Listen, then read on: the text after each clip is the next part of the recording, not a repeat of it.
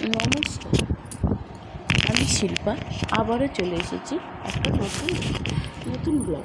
তো চলো আজকে রেসিপিতে কী কী আছে। আজকে হচ্ছে বুধবারে রাতের এটা রেসিপি। তো আমি আজকে কালকে রাতে ছিল, আজকের আমি বুধবার না, মঙ্গলবারে রাতের রেসিপি। আজকের বুধবারে আমি এটা ভিডিওটা পোস্ট করছি। কালকে রাতে আর হয়নি এডিটিং করাটা, তো আজকের সেই জন্য করছি। প্রথমে এই যে চাল কুমড়ো রান্না করছি। তো চাল কুমড়োটা কী করলাম, একটু তেলের ওপরে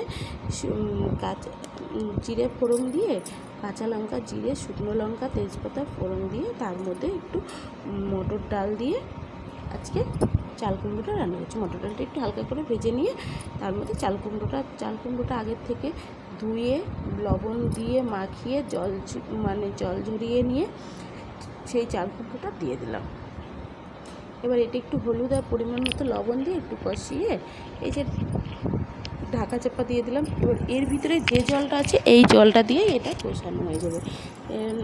তারপরে নামানোর আগে এই যে হয়েও গেছে কষানো, মনে হচ্ছে যেন এটা নামানোর আগে এই যে একটু চিনি, মিষ্টি স্বাদের জন্য একটু চিনি ছড়িয়ে দিয়ে আর উপর থেকে একটু ভাজা মশলা দিয়ে এটাকে একটু নাড়িয়ে চাড়িয়ে নামিয়ে নেব। এই যে ভাজা মশলাটা দিয়ে দিলাম, দিয়ে নামিয়ে, তাহলে আজকে চাল কুমড়োটা রেডি হয়ে যাচ্ছে। তো আজকে রাতে ভাবলাম, মানে ওই কালকে রাতে ভাবলাম, আমি তো সকালে রান্না করি আর রাতে করি, তাই ভাবলাম আজকে রাতে এটা চাল কুমড়োটা করি।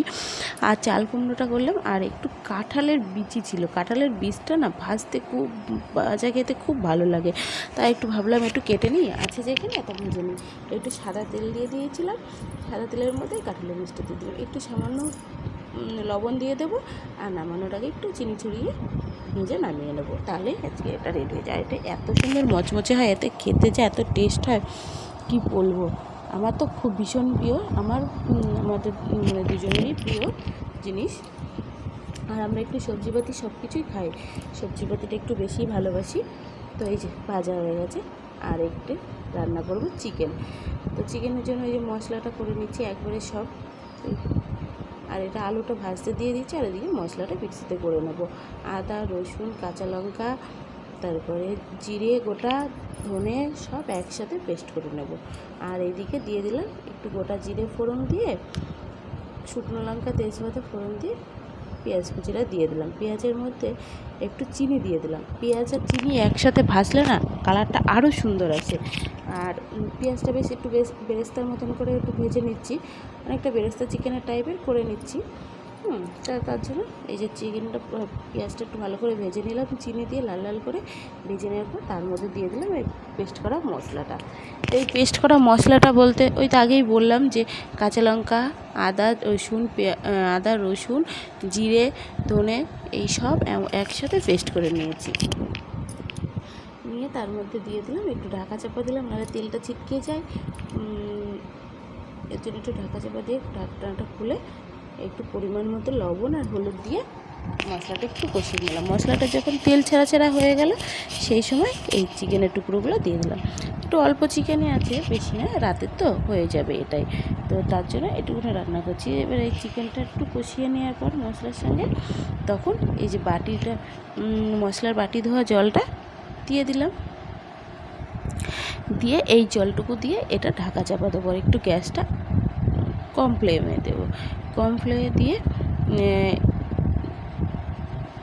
এই যে নাড়াচাড়া করে একটু ভালো করে কষিয়ে নিয়ে যখন এটা কষাটা প্রায় হয়ে এসেছে, তখন আলুটা দিয়ে দেবো, ভেজে রাখা আলুটা। এবার ভেজে রাখা আলুটা দিয়ে একটুখানি কষিয়ে নিয়ে এই যে তখন ফুপিয়ে আসতে আরও কমিয়ে দিলাম, দিয়ে একটু নাড়াচাড়া করিয়ে নিয়ে যখন তেল ছাড়া ভাব এসে যাবে, একদম শুকনো হয়ে যাবে, এই যে শুকনো হয়ে গেছে, এখন দিয়ে দেবো জল। একবারে পরিমাণ মতো জল দেবো না, গল্প করে জল দিয়ে একটুখানি এটা ফুটে উঠবে, যাতে তেল ভেসে, মানে তেলটা যেটা আছে সেটা যাতে না ভাসবে। এবার এটা দিয়ে এটা ফুটে গেছে, তারপরে আর একটু পরিমাণ মতো জল দিয়ে এবার ঢাকা চাপা দিয়ে দেবো। একটু ঢাকা চাপা দিয়ে সিদ্ধ হয়ে যাক, যেহেতু আলুটা তো সিদ্ধ হবে একটু, তো আলুটা যে সিদ্ধ হয়ে গেছে মনে হচ্ছে। এবার একটু গরম মশলা ছড়িয়ে দেবো, দিয়ে নামিয়ে দেবো, তাহলে আজকে চিকেনটা রেডি। এই যে নামিয়েও দিচ্ছি। আর চলো এইভাবেই আমি সব রান্নাগুলো আজকের করে নিলাম রাতে। আর রাতে আমরা সবাই এখন ডিনারে চলে যাই। তারপরে তোমরাও এরকমভাবে সবাই রান্না করো, খেয়ে খাবে। তো টাটা, আবার দেখা হবে পরের একটা ব্লগে।